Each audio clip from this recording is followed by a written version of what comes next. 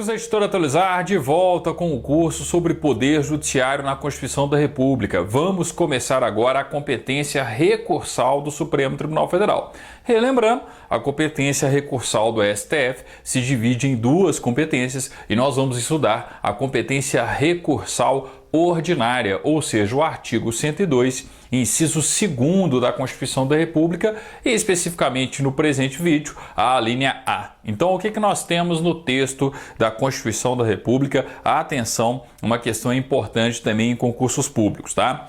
Compete ao Supremo Tribunal Federal julgar em recurso ordinário. Atenção, é a competência recursal ordinária do Supremo Tribunal Federal. Compete ao Supremo Tribunal Federal julgar em recurso ordinário. Então alguém já proferiu um julgamento. E quem vai ser esse alguém no caso da linha A? Nós teremos os tribunais superiores. É uma competência dos tribunais superiores fazer o julgamento inicial, exercer a função de um órgão de primeira instância para depois nós termos o recurso ordinário para o Supremo Tribunal Federal. Então percebam que a conceituação do recurso ordinário no âmbito do artigo 102, inciso 1º, a linha A, está atrelada ao princípio do duplo grau de jurisdição.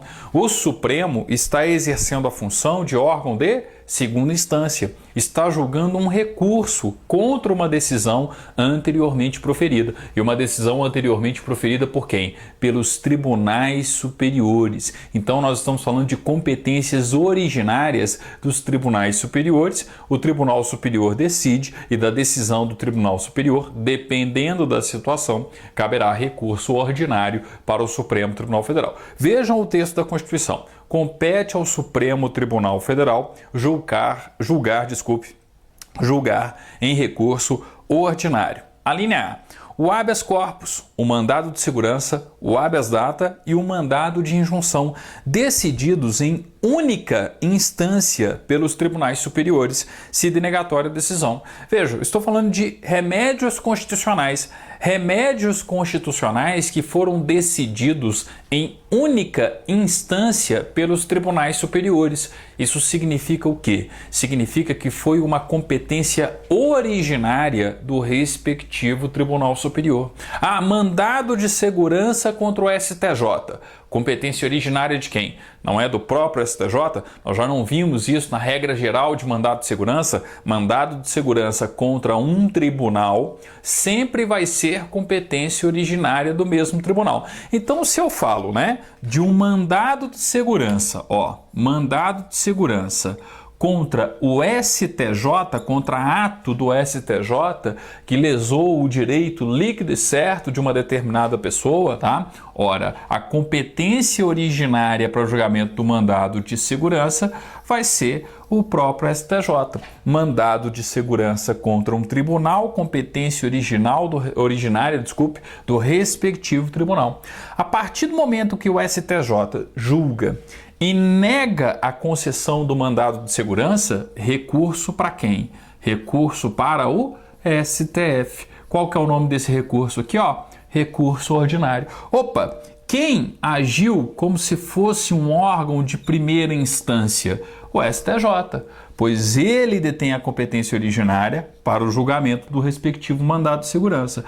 A partir do momento que ele negou, o interessado, o prejudicado pela negativa, não tem o direito de recorrer para o órgão imediatamente superior. Qual é o órgão imediatamente superior? O STF. Então, o STF exerce a função como se fosse um órgão de segunda instância. Por isso o nome aqui, recurso ordinário. Por que eu tenho um recurso ordinário? Ora, porque nós estamos falando de uma situação comum, uma situação ordinária. Se o STJ julgou o mandado de segurança, negou o mandado de segurança em primeira instância da decisão do STJ, cabe naturalmente, ou seja, uma questão comum, uma questão ordinária, um recurso para o STF, tá? Então é o seguinte, todas as vezes que um tribunal superior julgar a título de competência originária um remédio constitucional, negou o remédio constitucional, recurso ordinário para quem? Para o STF, tá?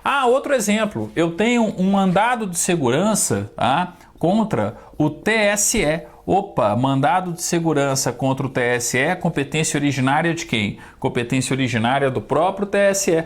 O TSE negou o mandado de segurança. A partir do momento que ele negou o mandado de segurança, recurso ordinário para quem, gente? Recurso ordinário para o STF. Então nós temos aqui uma competência recursal ordinária do STF. Vamos colocar uma outra situação.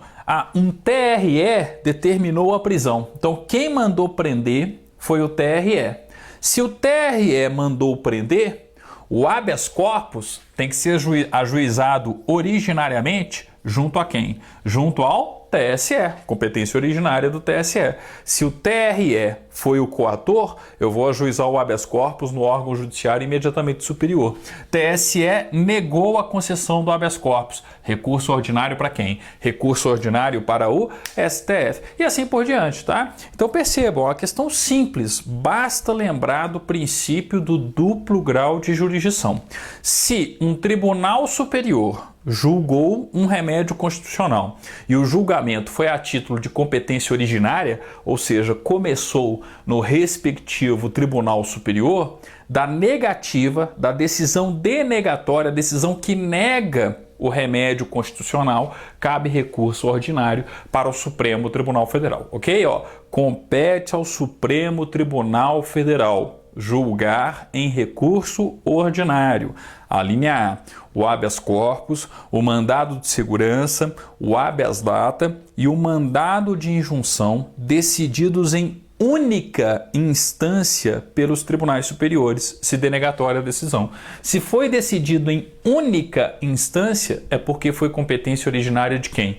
Dos tribunais superiores. Então, a partir do momento que acontece a decisão denegatória, surge o direito aí à interposição de recurso ordinário. Recurso ordinário para quem? Para o Supremo Tribunal Federal, ok? Basta lembrar do princípio do duplo grau de jurisdição para não errar essa questão em hipótese alguma, tá? Pessoal que se prepara para concursos no âmbito da Justiça Eleitoral, cuidado com isso aqui. É uma competência comum, inclusive nós vamos rever essa competência no artigo 121 da Constituição da República, quando o artigo 121 traz as hipóteses, né? Quando que eu posso recorrer do TSE para o Supremo Tribunal Federal, especificamente o artigo 121, parágrafo 3º da Constituição da República, ok? No nosso próximo vídeo, vamos falar de crime político. Crime político não é a mesma coisa que crime eleitoral, tá? Vamos falar de crime político e de uma peculiaridade no julgamento do crime político que chama a atenção de muitas bancas examinadoras, ok? Obrigado, até o nosso próximo encontro, falando então do artigo 102, inciso 1º, a linha B de bola.